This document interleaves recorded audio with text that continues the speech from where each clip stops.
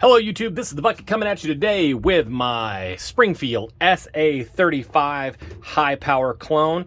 This is going to be my range review and first impressions all in one. So when you purchase this gun, you'll get it in a cardboard box and it will come with the manual.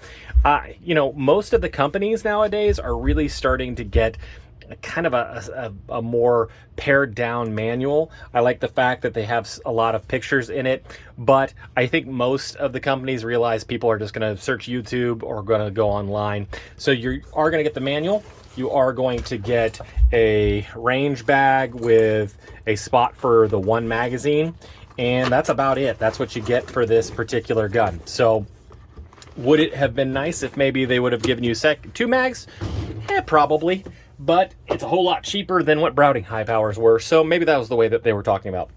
So you get the Hi-Power out.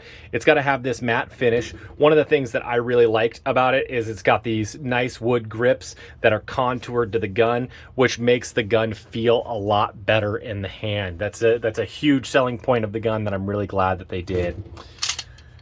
So from there, you're going to end up looking at your sights. You're going to have a big, large U-dot blacked out rear sight with a real tall front sight. Both of these are adjustable. So this is dovetailed in, and this is actually with a little Allen wrench you can adjust for windage, which is really a nice improvement on the gun. They've also enlarged the safety with putting a better detent in it than FN ever had in the Hi-Powers before. Also, they got rid of the dreaded magazine disconnect safety, which I really do appreciate because the mags drop free and the trigger is much improved. You're not pulling against that magazine disconnect safety, which is a huge improvement, which I really, really appreciate about this gun. So when I took it to the range today, I loaded it up with magazines full of 9mm, kind of my catch-all box. So I had some Mag-Attack, I had some CCI, I had a little bit of everything, and this gun just ran really, really well. No problems other than the ones that I created. I'll tell you that when I was grabbing this is really, I shoot with more of a tactical high-up grip, and I was engaging the safety probably 3 times. That was again my fault, but if that's how you shoot, that may take a little bit for you to get used to. So just keep an eye out on that.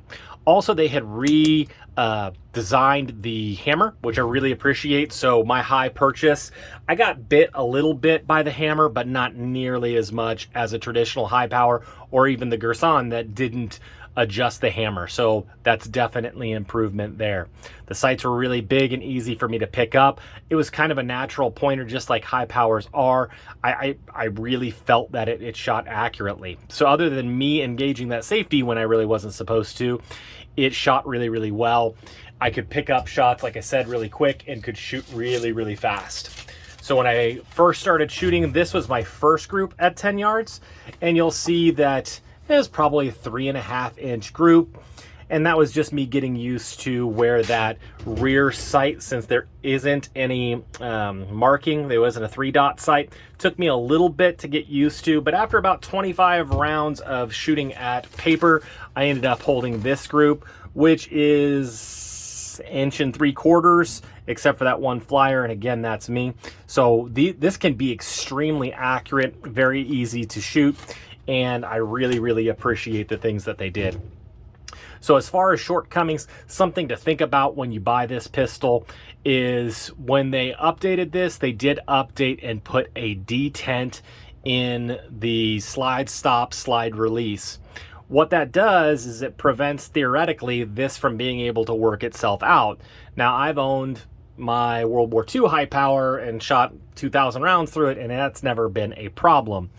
What this does, and let's see if I can show it to you, and this may not be the most exciting to do on camera. So when you remove this, regularly you just lift up on the slide stop, slide release, and then you would just push on the other end. Now, because they put that detent in, they want you to take your magazine and pull in on the other side. Then you can just pull it out, and it comes out like regular. What are the problems? Is that if you're not careful, you could accidentally mar the finish of the gun, which it's not the most expensive gun in the world, but it isn't cheap either. So you really want to keep the finish as nice as possible. So something to think about. Other than that, I would tell you that this spring doesn't seem to fit, and that just might be mine. But every other Hi-Power I've ever had, the recoil spring fit tight, snug. There was no movement in it. I was afraid that that may cause some failures at the range, which it did not. But I kind of hoped that it would have been maybe a little tighter than what they ended up doing. Other than that, you just put it in reverse. You can actually see here that there is already starting to be some marks on it, kind of like a idiot mark from a Colt for a 1911. So, take it from what you will. I still think this is a great shooter. I think it was a lot of fun. And at the price point, I think the cheapest I could find these for when I'm shooting this video is $700. That's a whole lot cheaper than an FN was. And I think it's a great opportunity for other people. One other thing that I kind of wish that they would have done is made an option for maybe a blued version, maybe even a stainless version. The matte finish is nice, and I think that is going to be a durable finish for the gun. But for those of you that like a little bit more bling or a little bit different flavor for your gun, that may have been nice. But I really do appreciate and enjoy this gun. I also appreciate everything that my subscribers and all of you guys at YouTube are doing for me. I really do appreciate it. All the likes, the comments, the shares. They really, really are awesome in helping my channel grow. And as always, you stay classy, YouTube. Little baby bucket, do you want to live in California? No. Why? Because I'm not a compliment.